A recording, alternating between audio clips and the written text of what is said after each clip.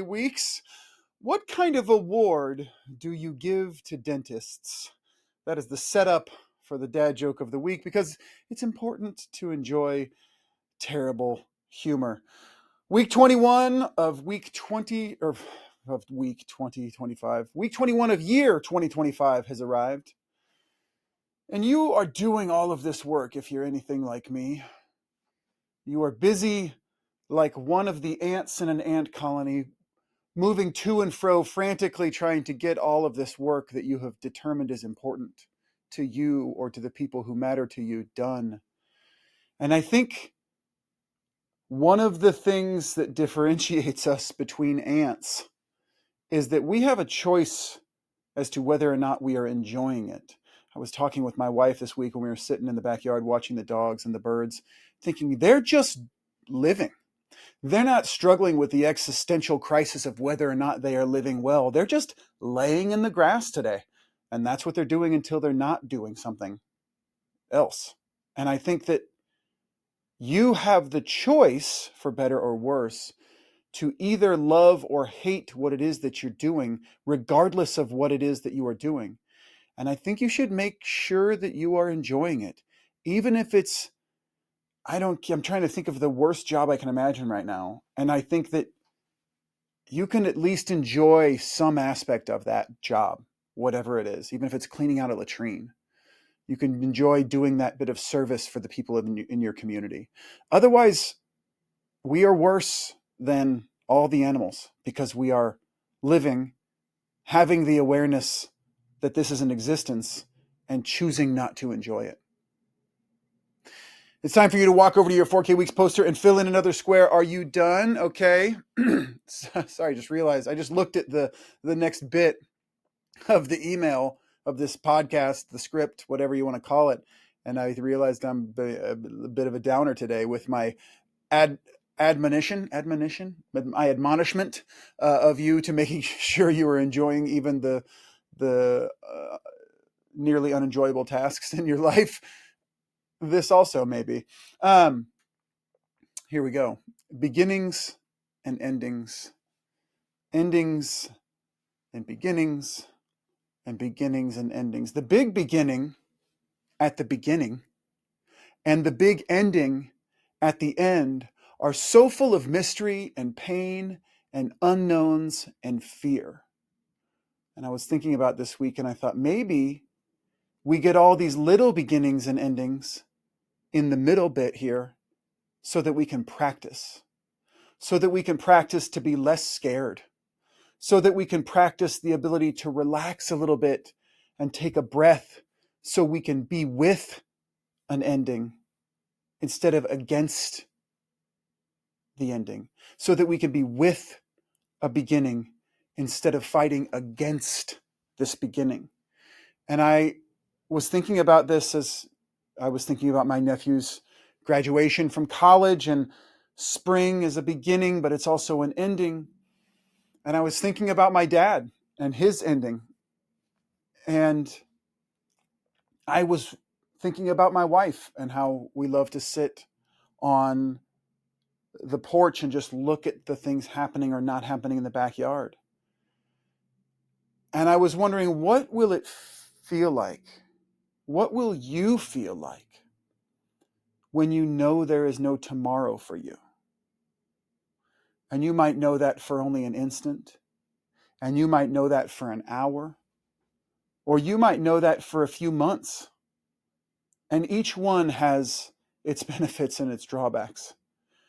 And for all of my bluster, and I'm going to call it bluster just because I'm not afraid of being self-effacing, and sometimes it is bluster, and sometimes it is a serious conviction. I am scared of the day when my wife and I don't have any more tomorrows. And so I wonder if maybe the ending of this period of my children's life is practice for me to build the courage to be able to face the bigger endings. And I know that my dad at the end had the courage to face that ending without fear. I actually asked him if he was scared, and he said, "No, I'm just curious." And I don't know where that came from. My dad was great and wonderful and brave and courageous, but not preternaturally so. And so maybe, in that moment you find it. But maybe we have to practice. I just think that almost everything is beginnings and endings, hope and fear and hope and endings and beginnings. Okay, after that, a little bit. If you have a minute, if you like this podcast, please write a review, like it, and subscribe. I hate to actually sully the actual content with this, but we are ruled by algorithms for better or worse. Maybe for better. I don't know. Maybe it'll be better. And that is a super awesome way for you to tell me by telling the algorithm that you like this podcast or this newsletter or 4K Weeks in general. And surely you know a few people who would like to hear this content on a weekly basis. So if you would send it to them, that's like the greatest compliment. Every time somebody tells me that during the week or sends me an email saying, "Oh, I like this quote this week," that provides me fuel for the next few months of creating the podcast and the newsletter. So if you're enjoying it, if you feel like it's making a difference, please let me know. Top off the tank a little bit. Okay, remarkable weeks. Week 21 of the year 1977, which was the year of my birth, and about a month before I was born. The original Star Wars movie premiered, which was directed by George Lucas. He was 1,723 weeks old, or 33.04 years. Star Wars, I mean, it's just the hero's journey. All the best stories are just the hero's journey. It's kind of fascinating. If you haven't read that, I think it's called The Power of Myth by Joseph Campbell. It's really eye-opening with regard to how we tell stories to each other in this culture. What I consumed this week, gosh dang it. I was talking to my wife as she was watering the garden as I was leaving home to come here and record this podcast. I recorded at the studio, which is a few minutes from my house. And I was saying, God, I just didn't consume anything this week, like nothing. It's just been one of those seasons where I've been so busy. I'm kind of flipping. I'm kind of moving back towards sculpture a little bit in my intent, in my weekly and monthly intent, which is good. Everything cycles. And I have not been consuming a ton because I've been sculpting, like literally wanting to do nothing but put clay on the sculpture that I'm working on right now from the moment I come in to the moment I leave, which, is tough because I have a lot of responsibilities with different businesses and stuff that just kind of have to get done each week. And so I haven't really been consuming anything. When I sculpt, I just listen to music. I think you'll find that true with a lot of people who do big chunks of creative work, people who write, people who sculpt, people who paint. They like to listen to the same thing over and over again. I listen to the same playlist over and over again. And it just kind of locks away a part of my brain from being distracted. And so I have not been consuming much. I will say, we love to watch funny shows as a family, the four of us, my two children and my wife and I. We don't watch much TV, but when we do, we like to watch really funny shows. And we actually, just my daughter was saying the other night, I wish we could watch Brooklyn Nine-Nine from the beginning again without knowing anything. And I wish that we could watch The Good Place from the beginning again without knowing anything. That is really a big bummer in life, that you can only actually watch a show for the first time once. And so we've been looking for new shows. We've tried on a lot of things. So let's see, what are the big ones? Brooklyn Nine-Nine, we absolutely loved. Parks and Recreation, we absolutely loved. The Good Place, we absolutely loved. What else? There's a few other ones.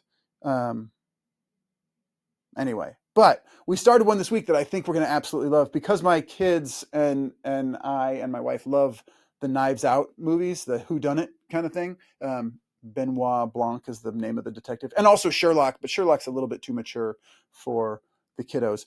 There's a show called The Residents, which is a whodunit, and it is spectacular. We've only watched one episode. It is spectacular. So if I'm being completely honest with you guys, which I like to do because I'm trying not to be disingenuous. That's the one thing I consumed this week was a 45-minute long episode of The Residents. Other than that, it's just been Jason Isbell, Gracie Abrams, Watch House. Who else? Rustin Kelly. Who else is in that playlist? Taylor Swift. Dawes, not a surf. Anyway, so, everything has its season. I'll get back to listening to thoughtful and insightful podcasts so that I can share them with you. I did. What was the book I just bought? My friend Mitch recommended a book on LinkedIn, and it was called The Missing Secret. What's it called? Hold on. I just got it on my Kindle. I'm going to look here and I'm going to find it so I can tell you, but I need to find the Kindle app, and it's probably going to make me log in because I just got a new phone. Yes, it is. Oh, I can't remember. Okay, forget it. I'll put it in the next week's newsletter. If you want to search for it, it's something like The Missing Secret of Napoleon Hill's Think and Grow Rich, which is a good book. Think and Grow Rich is a really good book, although it's interesting that Napoleon Hill was like a total fraud, but there's still a lot of really good advice in there. And The Missing Secret is about visualization, and I believe in the power of visualization, and I know I could get better at it. And I've been thinking about a lot of new things that I want to build lately that might take a leveling up of my ability to focus. And so I've been thinking about ways to try to get my mindset in order for that. And so I'm reading, I just downloaded that book to my Kindle because I was like, oh, this is like the universe is sending me this sign because I've been thinking about this. It seems like a perfect book. So that is it. All right. Moving on. Although, again, The Residents seems like it's going to be spectacular. We're only one episode in. Okay. The quote of the week: be what you are. This is the first step towards becoming better than you are. Julius Charles Hare is the person who said that. Be what you are. This is the first step towards becoming better than you are. Now, we're all trying to improve if we have a healthy mentality. I think it's an inevitable part of human nature to strive. And I think even the monk, like 999 out of 1,000 monks are still striving to get better at mindfulness or something like that, right? There may be one monk who has actually arrived at the just being, but I feel like, are builders, creators, and strivers. And this quote falls squarely in line with my yank off the Band-Aid philosophy. And so what is the yank off the Band-Aid philosophy? Everybody who, like, what's your first instinct when you cut yourself really bad, right? To grab it and cover it and hold it and not want to look at it, right? Like, oh, dang it, I don't want to look. People say that all the time. I don't want to look. But here's the thing. As bad as it is, the first thing that we must do in order to improve any situation is to gather our courage and look the festering rot of a wound squarely in the face so that we can know what we are dealing with. The first thing that you have to do when you've injured yourself is figure out how badly you've injured yourself. And we're all and it's easy with a wound, an existential threat to your existence, right? You're bleeding, you have to look at it, right? With the internal stuff, we're all pretty good about walking through this world a little bit broken. And so it's easy to ignore the festering rot that is inside of you that is maybe making your life suck a little bit, but you're still able to get all your bills paid and get to work on time, et cetera, et cetera, et cetera. It's easy to ignore that injury, whatever it is, or that weakness. But if you want to grow, you first need a good understanding of where you are. And that will always mean confronting some weaknesses, because even the most accomplished person in the world, I don't know who it is for you. I don't know who you think is like, oh my gosh, if only I could be as good at X as that person. That person feels like they have a weakness that they need to address. Every single human being sees themselves where they are and feels like they are wanting. They are short of their potential. And so you have to confront the weakness. And people who are actually growing have figured out where they need improvement so that they can achieve their goals. And the only way you can do that is by getting a real picture of the state of the current situation. What is going on? It's like, I think they call it triage in medicine, where they just put you into like, okay, we got to sort these into life-threatening injuries and not life-threatening injuries, right? You need to do that with your internal self, and the weaknesses and the injuries that you have inside of you, so that you can grow stronger. And I would say, if you aren't sure where if you know that you need improvement, but you aren't sure where and what or how to start, you're just kind of like, it just kind of sucks and I don't know how to make it better, right? Here's a piece of advice for you. Look for pain in your daily life. And where you find pain, there is usually a weakness behind it. Where you have discomfort, there is usually a weakness. This is true in your body too.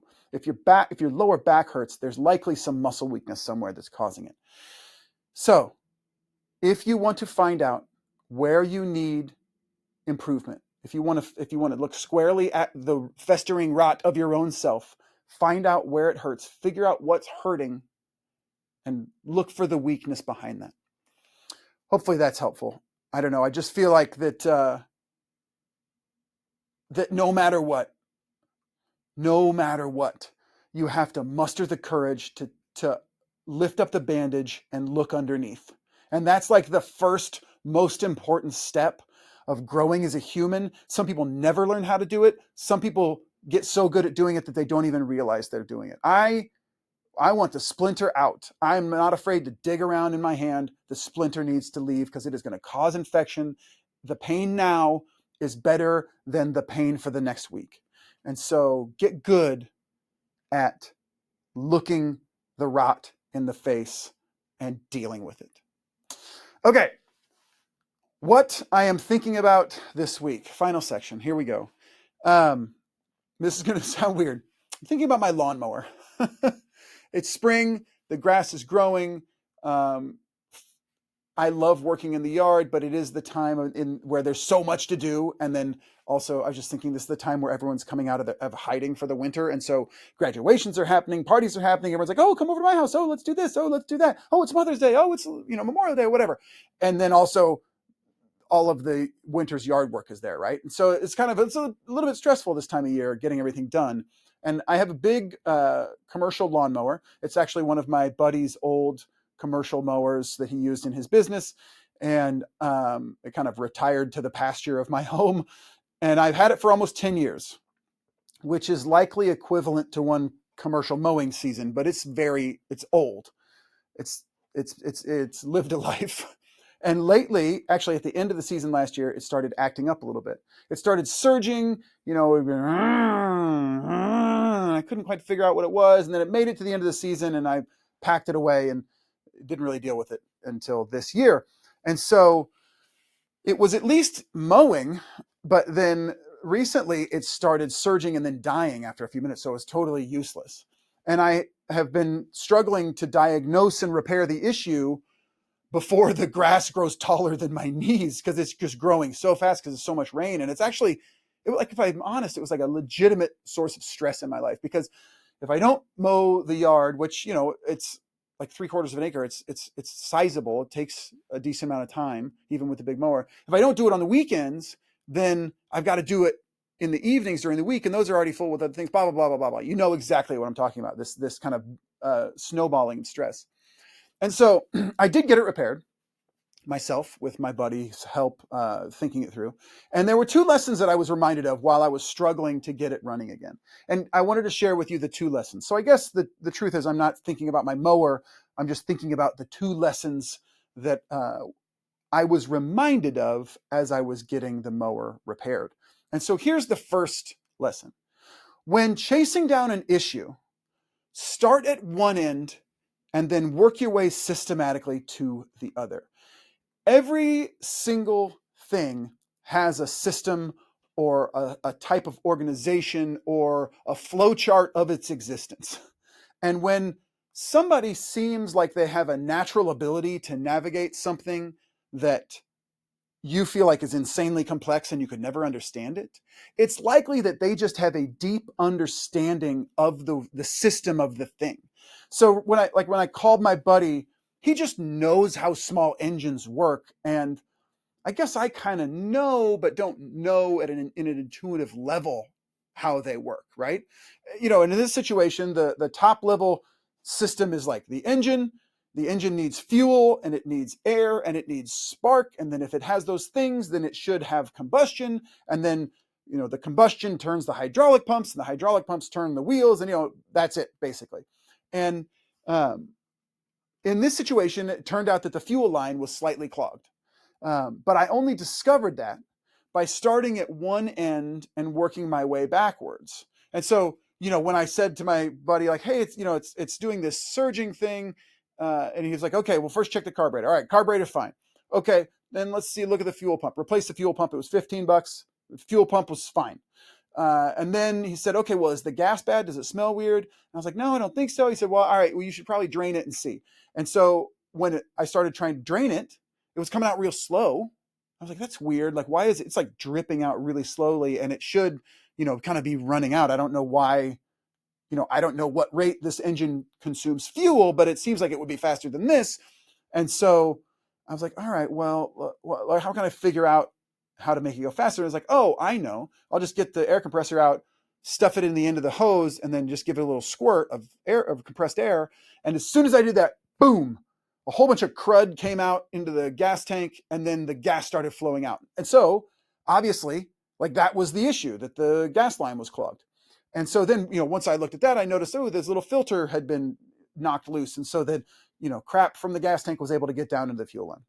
And so if you are stuck, think about the system or learn about the system and start at one end, confirming each link as you go, right? So, first, okay, is the carburetor fine? Yes, the carburetor is fine. Okay, is the fuel pump fine? Yes, the fuel pump is fine. And I just go through it each time. And I learned this when I graduated from college. I was working for a friend of mine's dad's company, wiring computer networks for some retail stores.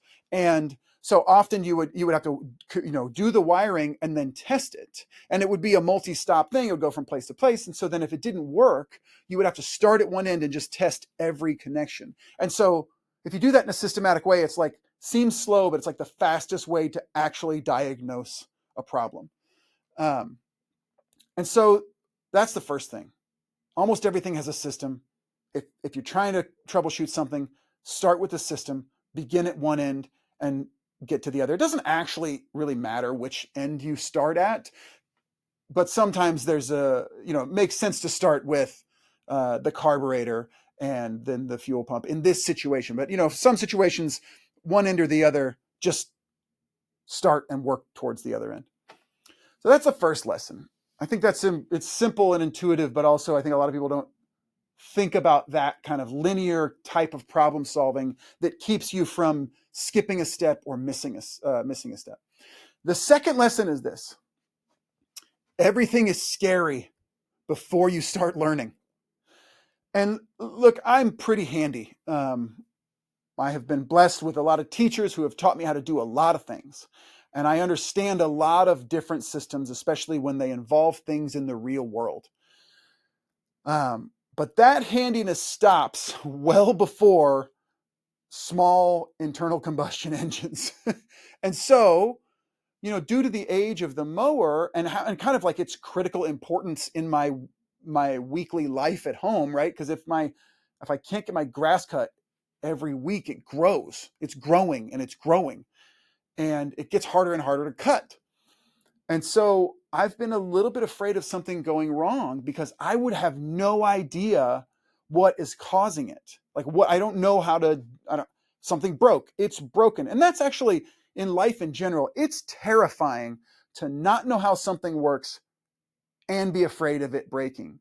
Like, if you don't know how cars work and you just are by the side of the road and it's your car's dead, you don't know how to quickly diagnose some simple things that might get you back on the road. You are dependent upon the knowledge of other people to help you, which sometimes is easy to come by and sometimes is hard to come by. And so I was afraid of that. I truly was like a background fear of the fact that this mower might die and I would, not know if it was a $5 part or if I needed to spend thousands of dollars to buy a new mower. And all of the lawnmower shops are way backed up with work this time of year. So it's not like you could just take it to a lawnmower shop and then have it back in a week. They'll be like, hey, it's going to be 6 weeks, which I can't handle that. Right. And so I had that fear. And that fear was a real impediment to growth and getting any potential problems fixed. Right. Like, oh, I don't want it to break. Oh my gosh, And once I had the courage to dive in. And in this situation, I'll be honest, the courage was given to me by my lack of other options, right? And so it's either sit there and not get the lawn mowed or try to figure out what's going on. And I only realized that I had gained the courage after I was like, oh, now I know how the entire fuel system works. And in the future, I'll be able to quickly diagnose any fuel system problems because I have learned this. And so things got so much easier once I just started learning a little bit about the problem and starting to go through little issues. It was so easy to replace the fuel pump, even down to like, look, I'm really handy. I know how hose clamps work, et cetera, et cetera. But when I was like, oh, I'm going to do this thing. And I realized, oh man, all I need to remove all of the fuel line is a pair of needle nose pliers because they've got these little crimp connections. And I can just take the whole thing apart in like 30 seconds. It just suddenly was so much easier to imagine me fixing this motor, this engine. And like I have said before, action is the antidote to anxiety, right? Doing something nearly always feels better than worrying about what you're going to do. And so like in this situation, I just asked my buddy and I was like, hey, what do you think might cause the surging? He's like, well, it's either the battery or the fuel system, right? This thing has a battery to engage the blades. So it could be that the battery's dead or not holding enough charge. And so then it's kind of surging. Well, I replaced the battery and that didn't do anything. And so then he was like, well, it could be, if it's old gas, it could be that there's water in the carburetor. And so I drained the water out of the carb and, closed it back up. And it was like, oh, that worked a little bit better. And then in hindsight, looking back, all that had happened is that I had given it time, the carburetor time to refill because the flow of fuel was slow, right? And so I just want to tell you that if you are afraid of a system, you can't possibly learn about how to fix it or to troubleshoot it. And again, like now I know the entire fuel system on the mower and I can basically fix anything. So now I've gone from a fear of this lawnmower breaking and leaving me in the lurch to basically knowing that I can get almost any part that I need for it online and have it here in 2 days. And there aren't that many parts on it and I know how they all work. And so unless it does something really weird that somebody's like, I don't know, I've never heard of a mower doing that, I'm going to be able to fix whatever problem it has. So now it has nearly an infinite lifespan, right? The trick is remembering the next time something new breaks, that a little bit of learning will likely get it fixed. And I mean, just that little bit of courage is all you need sometimes to get over the hump of, oh, woe is me, worry, worry, worry. How am I going to do it? Oh no, to wait. Hold on. I'm going to drain some fuel from the carburetor. Boom. And now we're into it. And now we're learning. And when we're learning, things are possible. And when we're not learning, everything seems scary. And so those are the 2 lessons that I was thinking about this week as I fixed the mower. And if they help you get unstuck, if anything about those was helpful, I would really love for you to reach out to me, send me an email, because I'm sure you knew those 2 things. I didn't just discover a hidden language of productivity, but I am constantly surprised how many times I need to be reminded of a thing before I feel like it is a part of my being and I don't even realize that I'm doing it. And so I'm sure that you needed to be reminded of those 2 lessons, even if you know them way better than I did. That's it. That is the newsletter for the week. I I share I don't know if you know this, at the beginning of the email, I share a link that used to be the read time. I saw somebody saying, read time typically takes about X number of minutes on an email. I did that for a while, and then I kind of got bored of it, and so then I started just putting a link in there. And then at the end, I put a reward for reading the whole email. And there's a really good video in at the end about the 1 minute time machine, and it is so thoughtful and provoking that you should. I've shared it before. It is a slightly explicit in that it acknowledges that humans are sexual beings, but nothing terribly untoward. And it's worth watching. It's actually really, really good. I hope you have a spectacular week. I hope that you solve a problem in a way that gives you the confidence to solve more problems going forward. Because that's it, right? That's the build. The build is like, oh, I can't do anything. Oh, I can do one thing. Oh, I can do 4 things. Oh, I can do 8 things. And then you're just building on all this knowledge. Sometimes I look back, I was like a 20-year-old who didn't know how to do anything. And now I'm a 48-year-old who feels confident that I can learn how to do almost anything. And there's no magic there. There's just a constant daily discovery of new things and new systems and new ways to do things, which just builds competence and confidence. The dad joke of the week: what kind of award do you give dentists? What kind of award do you give dentists? A little plaque. All right, if you think you can do better than that, I would encourage you, please, please, please, strongly encourage you to share a dad joke on our dad joke thread, members.4kweeks.com, because the pickings are getting slim. But all of the best jokes recently have come from listeners or email readers. So have a great week. Talk to you soon. Enjoy the spring.